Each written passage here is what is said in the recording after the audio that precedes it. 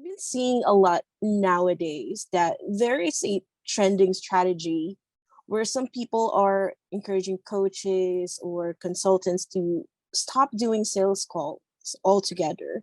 So, what are your thoughts about that strategy right now?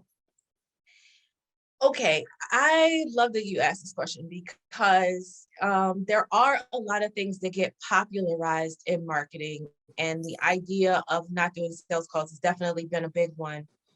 What I notice, my observation is that if you notice this trend, this is a trend that's happening across industries. And what Mhm. I mean by this is we have a generation today, and I don't know exactly what generation it is. You can call it millennials, you can call it Gen Z. I'm a Gen Xer. And so what I've noticed is that we have generations today that were brought up in a very digital society. And so there's a lot more, excuse me, communication that's happening on a device than it is human to human. I've literally seen people out at dinner together, on both people on the phone. And it's like, what are you doing? Like, you're sitting there Mhm. having a meal together and everyone's head down on the phones.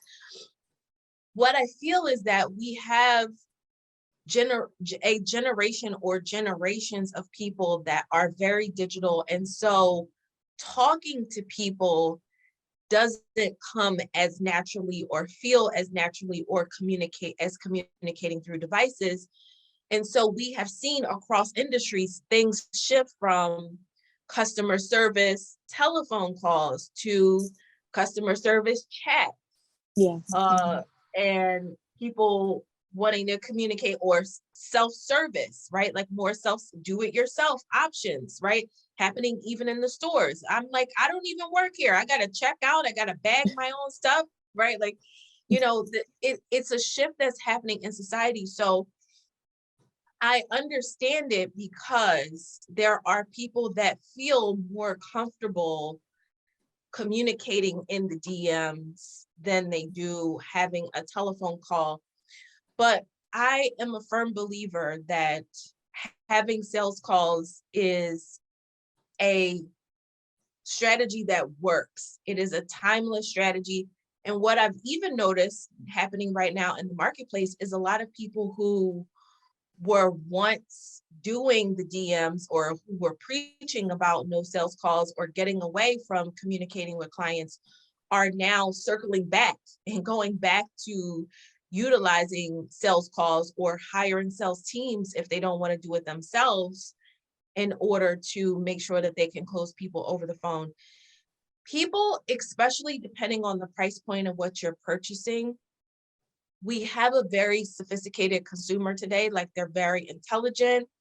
We can Mhm. research things online. We can Google, we can do all the research. We could look at review. We could do so much before we make a purchase decision. But sometime at the end of the day, you just want the security of talking to someone and knowing that there's a real person behind what you're purchasing that makes that person feel comfortable in the buying decision. And I don't think that's ever going to go away. We're just never going to get to a point where people completely feel comfortable making certain purchases, especially depending on the dollar amount of the purchase. A high end purchase, they want the security of actually talking to a person. And so I believe that if you learn how to close clients over the phone, it is a skill that will allow you to become great at sales, whether or not you continue to close over the phone, whether you continue to close in the DMs, whether you are writing sales pages or sales emails or anything that you're doing from a sales perspective. If you know how to have a great conversation with a person that helps to understand what their needs are and can get them to a buying decision, you are going to be winning at business hands down for years to come. Mhm. Yeah, well, that's really great. You did mention about making high-end sales through calls, which again from what you mentioned is definitely still the best way to close clients. So you mentioned about high-end sales. So actually for a company, for our offer, we attract and support high-end clients, and we also encourage them to attract high-end clients too for their services. So at least this is for the coaches and the service providers. So for you, what does it mean for you to be high-end? So high end to me means that you are providing a premium level of service, that you are really dialed into creating a great client experience. It means that you are pricing your services at a price point that is more than $1,000. And people would argue that that's low end. I mean, for me, I would say high end is like, someone's paying, $1,000 or more, for example, per month to work with you.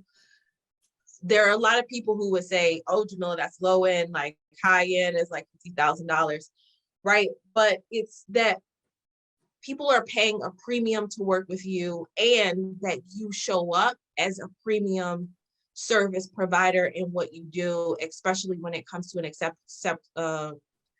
client experience. And then the third thing I would say is that you are providing a transformation.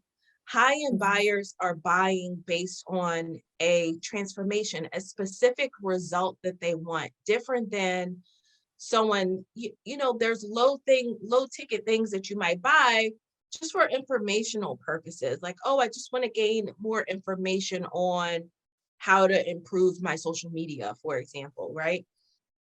That's different than saying, I actually want this result. I want to have 10,000 followers, or I want to have, I want to convert people on social media.